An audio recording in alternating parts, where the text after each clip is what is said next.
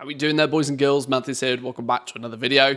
So today we took a little bit of a look at the Lamented Crusader pieces, which are the tier 3 base items that people have needed, that people have been running Naxxramas for over the last few days. A little over a week now, in fact. We've had access to Naxxramas for a while. People have been running through there, getting their Scourge Stones, doing the gamble, trying to get access to as many of these as possible.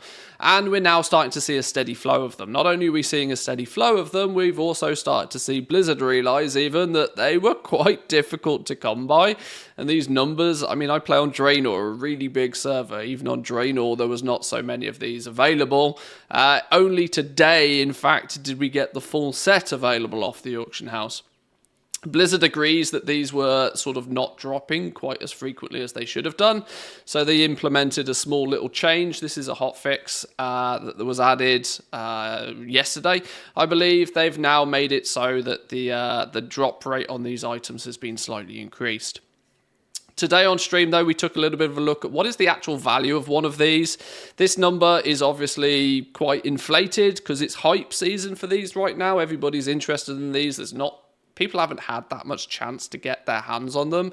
And if they have, and if you have been lucky enough to grab one of these, what should you be realistically listing it for? And if you are looking to buy one of these, what would you actually put as the somewhat more accurate value to one of these? Now, of course, if you've got bags of gold, you might be happy to pay these prices, but I assume that not everybody is in that situation, especially for a transmog set.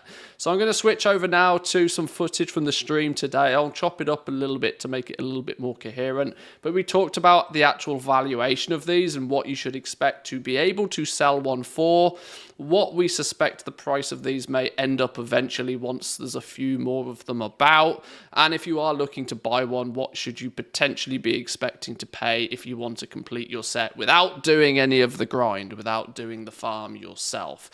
So enjoy the video, boys and girls. Give the video a like if you enjoy it. Consider subscribing if you're new around here, and I'll see you all next time. Peace. What price should I sell my tier 3 base item for? We have to start off with an assumption. We have to start off with an assumption simply because we don't actually 100% know. So assume 1% from dented. If we assume it's 1% from dented, 100 dented per 100 dented per equals 300 deaths bargaining chips, DBCs. 300 DBCs is 300 stones. 15 stones per Nax. 20 full runs per base item is the maths, right? Assuming a 1% drop rate. So 20 full runs, 1 full run, for the sake of napkin maths, 30 minutes. Full and clear of the dungeon. This means you're gonna, you can get, for example, you can get 12 stones, corrupted Scourge Stones. You can get 12 in only like less than 20 minutes. It's the last couple that are, you know, just annoying to get, right? They're annoying to get simply because you have to stand around and wait for the bosses to die. Simple. It adds like almost 10 minutes to the length of the run if you do that. But 30 minutes, that gives you a little bit of flexibility to, you know, get your ult there, to sell all your stuff, to mail it all off. So on average, you're probably doing a full run every 30 minutes. If you need to do 20 full runs, that's 10 hours. 10 hours of effort. Now, of course, it does also require you to have 20 ults to do this in the first place.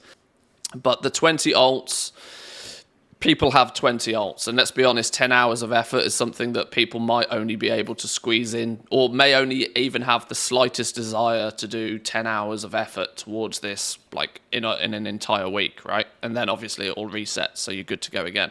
20 full runs, 10 hours of effort. The magic hidden hourly rate. Now, this is where it's another sort of assumption, but I'll let you into a little secret. Most people are happy to go out farming if it's 30k plus an hour. Soon as it drops below 30,000 gold per hour, people are like, I'll go do something else. I don't know why this number exists, but it's something that you see repeatedly. If you look at the prices of things and you look at how easy those things are to get, soon as the value of something drops below, as soon as a farm comes below 30,000 gold per hour, people are more than likely to slow down their efforts at doing it. If something goes above 30,000 gold an hour, if there's a 50,000 gold an hour farm, people flood to it. 30,000 gold per hour seems to be sort of like the tipping point. Lower than that, people slow down farming it. The supply of that material tends to dry out. Above that, people hyper farm it like crazy because they think they're going to get mega rich off it. If we take this number into consideration, right, you can then sort of apply this to this and try and figure out what you should sell your base item for. Now, if you want 10 hours of effort to actually pay you 30,000 gold an hour, you want to be making 300k.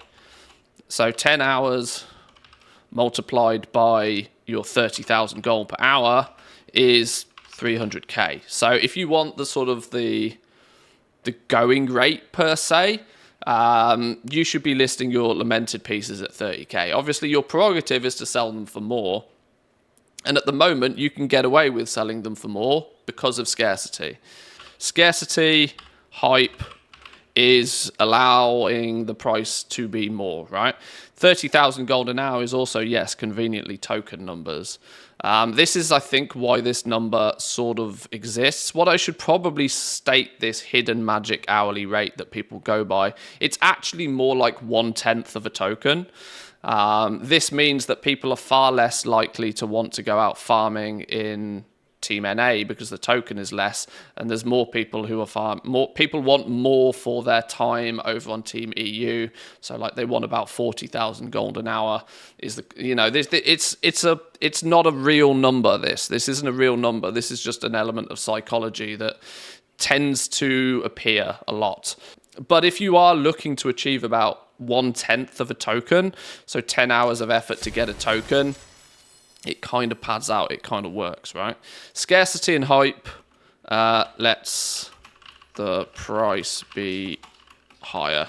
So at the moment, we can see, at the moment, 500 to 600k, easy, simply because there's not many of them. They're new, there's not many of them, you can be posting them for more. It means if you do get one quickly and early and sell it, you get a better like gold per hour ratio for your efforts, right? But where are they going to sit at eventually? I think they will probably dip. I think they will continue to crash as the hype is still real. People are out there desperately trying to get these things. A lot of people are going to see these numbers and like just the dollar signs are spinning in their eyes, right? They're going to assume that they can make loads of gold really quickly by doing this. And of course, the law of averages, if you happen to get lucky and get one in less than 10 hours of effort, then GG, you've come out on the good side of RNG for once. They might crash as low as 150k a piece. I can't see them going much less than 150k a piece, simply because they will then be cheap enough that people will buy them just to store them to flip them later.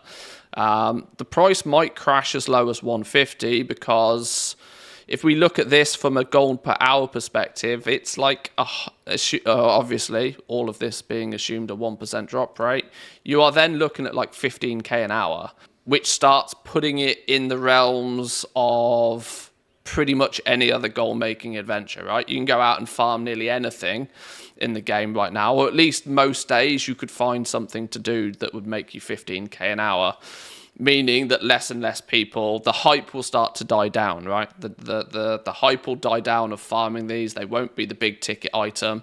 There's also significantly less risk farming something more simplistic, like a regular material that you can farm it, spend an hour, put it on the auction house, sell it, get a little bit of gold, job done, right? You're putting a lot of risk into even trying to get these. So I think the price might crash as low as 150k. If they drop as low as 150k, people will start happily buying them. It's not too much on top of the vendor cost for the pieces in the first place, but people are not going to be overly incentivized to keep farming aggressively for these if they can't sell them for enough that makes it worth them doing. All of this does change if they increase the drop rate, right? If the higher the drop rate, all of these numbers change relatively quickly, and they could crash substantially further. You only need to do this. You change it to a 2% drop rate, then all of this still, applies. But then if there's a 2% drop rate, you can get one in only 5 hours of effort, and it starts to make a big difference very quickly. So I would suggest that if you are getting access to these and you want to sell them, at the moment, take advantage of this scarcity, take advantage of the hype, just undercut whatever the cheapest one is on your realm at the moment. But be aware that it's probably around this sort of price that you should expect them to sit. They might go as low as 300k, but that might only be temporary. The hype will die down when they get too cheap. Less people will farm them when they get too cheap. People will move on, people will do something else. Goblins will start buying them up and reselling them and taking them to other servers. Then they'll probably come back up and balance at around this sort of value is my suspicion. 300k per piece, if you do some napkin maths on this. 300k times 8. 300k times 8, 81624 is another 2.4 mil. 2.4 mil at an average of 300k a piece on top of the 2.8 mil for your vendor materials.